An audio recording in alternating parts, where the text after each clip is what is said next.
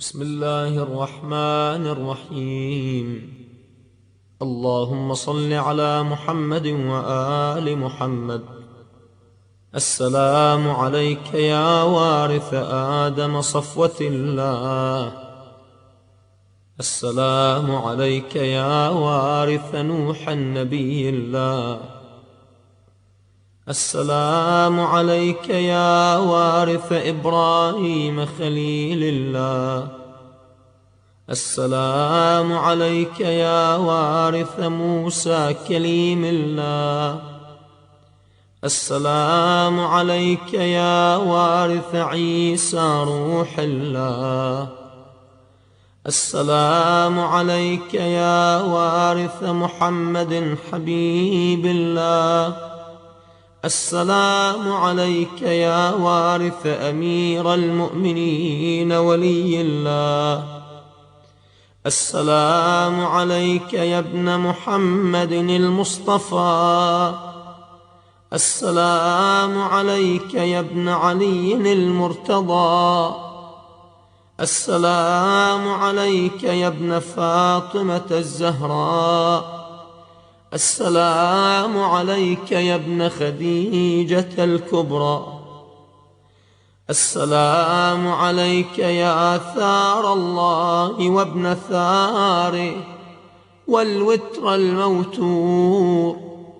أشهد أنك قد أقمت الصلاة وآتيت الزكاة وأمرت بالمعروف ونهيت عن المنكر وأطعت الله ورسوله حتى أتاك اليقين. فلعن الله أمة قتلت، ولعن الله أمة ظلمت، ولعن الله أمة سمعت بذلك فرضيت به. يا مولاي يا أبا عبد الله، أشهد أنك كنت نورا في الأصلاب الشامخة والأرحام المطهرة. لم تنجسك الجاهلية بأنجاسها، ولم تلبسك من مدلهمات ثيابها. وأشهد أنك من دعائم الدين وأركان المؤمنين. وأشهد أنك الإمام البر التقي الرضي الزكي الهادي المهدي.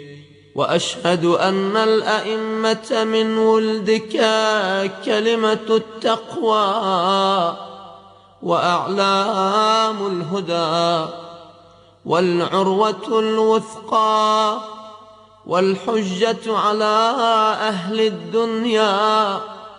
وأشهد الله وملائكته وأنبياءه ورسله أني بكم مؤمن وبإيابكم موقن بشرائع ديني وخواتيم عملي. وقلبي لقلبكم سيل، وأمري لأمركم متبع. صلوات الله عليكم وعلى أرواحكم وعلى أجسادكم وعلى أجسامكم وعلى شاهدكم وعلى غائبكم وعلى ظاهركم وعلى باطنكم. بأبي أنت وأمي يا ابن رسول الله. بأبي أنت وأمي يا أبا عبد الله. لقد عظمت الرزية وجلت المصيبة بك علينا، وعلى جميع أهل السماوات والأرض. فلعن الله أمة أسرجت وألجمت وتهيأت لقتالك يا مولاي